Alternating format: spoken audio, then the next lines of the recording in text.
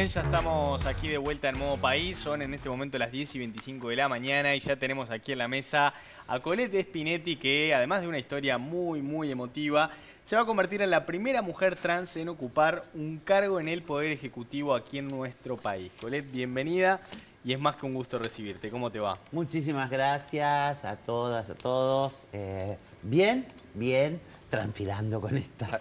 Tremendo. Con esta. Mi abuela decía, ¿cómo era? Los animales sudan, los hombres transpiran, las mujeres brillamos. Muy Ay, me encantó. Está muy bien. Muy encantó. fina ella, muy fina. Pero no Ya te lo nerviosa tomo. por la asunción como secretaria nacional de Derechos Humanos, ¿no? ¿O sí? Ansiosa. Ansiosa. Bien. Ansiosa, te diría. Ansiosa. Contame un poquito, ¿cómo te enteraste? Ay, fue tan cómico. A ver. Es toda una anécdota.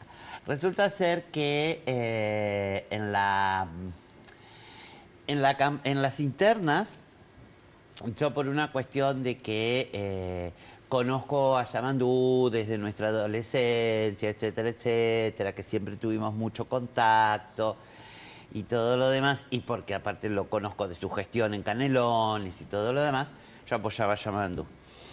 Ahí vino la lista 52, país, yo estaba como independiente, ¿no? En el Frente Amplio, a ofrecerme militar con ellos. Genial, una cuestión también de amistad, yo soy muy emocional, también de amistad. Milité. Allí en agosto, después de las internas, yo me reuní con el Pacha, que ya había sido declarado jefe de campaña, para plantearle, bueno, a ver, cuáles serían las políticas hacia la comunidad LGBT en caso de un futuro gobierno, de ganar el futuro gobierno, y cuáles serían también los mensajes de campaña, ¿no? O sea, yo no pedía que se dijera específicamente vamos a trabajar por la comunidad LGBT, porque es un tema muy sensible, hay mucha gente que aún no entiende, bueno, cantidad de cosas.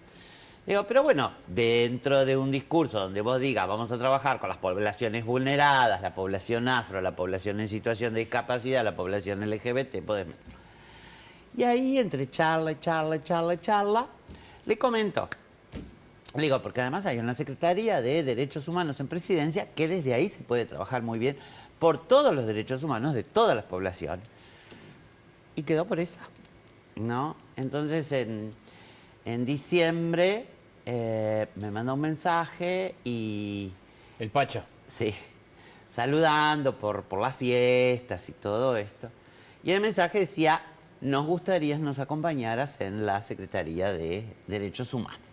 Como profesora de literatura que soy, yo leo lo que el texto me transmite. Acompaña. O sea, fue una expresión de deseo. Claro. Entonces yo dije, bueno, me pondrán ahí para asesorar sobre temas LGBT. Está bueno, dijiste. Claro. Me encanta. Aporto, claro, Me aporto. encanta. Tomo nota de lo que hablamos. Claro. dijiste. No, además eso, una persona, pero que al Pacha no se le olvida el más mínimo detalle, así lo hayas hablado hace 4 años con él. Mirá. ¿No? Una inteligencia política que aprendés de él muchísimo. Bueno, recibiste ese mensaje. Recibo ese mensaje. Por allá por enero, yo esto lo sé desde enero, allá por enero nos llaman a una reunión. Me escribe su secretaria y me dice, está citada a una reunión. Y con algunas secretarías de presidencia que están... No, está citada a una reunión. Yo dije, ¿por qué? Tiene una reunión de algunas secretarías de presidencia que están designadas. ¿Y yo por qué? Fue mi pregunta. Claro. Dice, ¿porque vas a Derechos Humanos? ¡Wow! Dije, yo fui a la reunión pensando, seguía Seguías pensando pensando que iba a asesorar en el tema, ¿no? Y me dan los papeles de transición de Derechos Humanos, que eran 2 hojas, después bicho para el costado, así, viste, como cuando sos estudiante para copiar los escritos, bicho para el costado, vi que el otro tenía servicio civil, vi que la otra tenía antilavado, dije, no, soy yo. Soy yo, dije. Y así fue. Mira.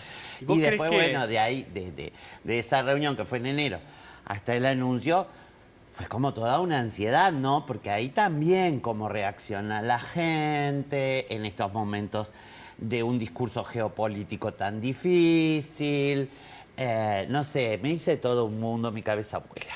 ¿Vos crees que tu identidad puede llegar a modificar realmente la perspectiva que se tiene sobre los derechos humanos? Yo creo que mi identidad, en este caso, le está dando un mensaje al mundo. A ver. ¿Ah? Nosotros tenemos un discurso de asunción de Trump donde habla de volver a lo biológico, donde prohíbe a las personas trans tratamientos hormonales, operaciones, etcétera, donde prohíbe ir a los baños públicos, donde las personas van, hace poco no me acuerdo si fue alguien de los estados, Le que cambiaron el nombre en el documento. va a renovar su visa para Estados Unidos y aparece su nombre muerto, ¿no? Y su género muerto. Yo no la tengo que renovar hasta el 32, así que veremos si llego a entrar a Estados Unidos qué pasa, y si llego a entrar. Con los discursos de Milei, con los discursos de Milei en Italia, de Putin, yo qué sé, todos esos discursos que en realidad hay como en esto de cómo las poblaciones vulneradas, en realidad se pone el foco en las poblaciones vulneradas como lo que está mal, lo que molesta, etcétera, etcétera, y además hacen como una disputa entre las poblaciones vulneradas, en realidad no se pone el foco en quien vulnera, ¿no? Entonces yo creo que esto es un mensaje al mundo de, primero, acá hay un cumplimiento que tiene que ver con lo que plantea lo que plantea el programa del Frente Amplio, donde habla de los derechos políticos de las disidencias. El programa del Frente Amplio lo dice clarísimo. Bueno, pero vos has dicho que los derechos humanos no tienen partidos políticos, por eso también hay como No una lo tienen, disyuntiva. pero es el único programa de gobierno que habla de los derechos políticos de las disidencias. Entonces, eso también hay que verlo. Entonces, los derechos humanos tienen diferencia de enfoque. ¿Ah? No es lo mismo un enfoque de derechos humanos, como te venía hablando, de Trump, de Milei, que prohíbe medicación para enfermedades crónicas, por ejemplo, a un enfoque de derechos humanos de Brasil, bueno, de lo que va a hacer Uruguay. Colette, te pregunto específicamente el enfoque, por ahí de pronto ya lo vamos viendo, y evidentemente lo hemos hablado acá cuando hablábamos de para dónde iba cada partido, ¿no?, en su campaña y tal, pero específicamente, ¿qué temas considerás que tiene que abordar inmediatamente esta Secretaría? Bueno, primero que nada, esta Secretaría lo que tiene que abordar es el derecho humano teniendo como centro a la persona. Muchas veces hablar de derechos humanos es como una entelequia inentendible que queda ahí en el discurso y que queda divino hablar de derechos humanos. Ahora, ¿cómo lo siente mi vecina, mi vecino? ¿Y cómo siente que eso incide en su vida? Y en ese sentido, diaria. ¿por dónde considerás cuáles son los principales, las principales canales, líneas de trabajo bueno, ahí en las tenemos que hacer querés una abordar? sinergia importante. Hay que hacer una sinergia importante porque la Secretaría tiene el objetivo rector de las políticas públicas en enfoque de derechos humanos. O sea, no es que vaya a diseñar políticas públicas, es que cada ministerio, cada ente diseña sus propias políticas públicas. Pero sí tiene que haber una sinergia entre todas esas políticas públicas en el enfoque de derechos humanos. Es decir, cómo esta política, una política laboral, ¿verdad? Bueno, cómo esta política incide en la vida de las personas afrodescendientes, en la vida de las personas en situación de discapacidad, en la vida de las personas de la comunidad LGBT, en la vida de las personas precarizadas, desde una perspectiva de derechos humanos.